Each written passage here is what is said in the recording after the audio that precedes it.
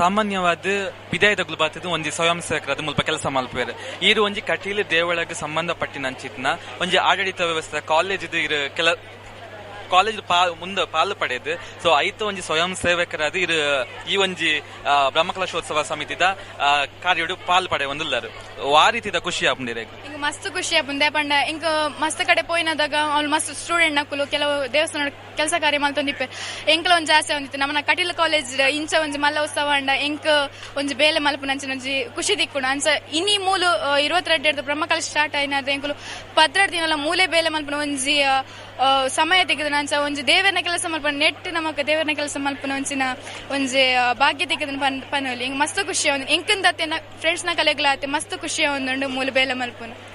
Thank you.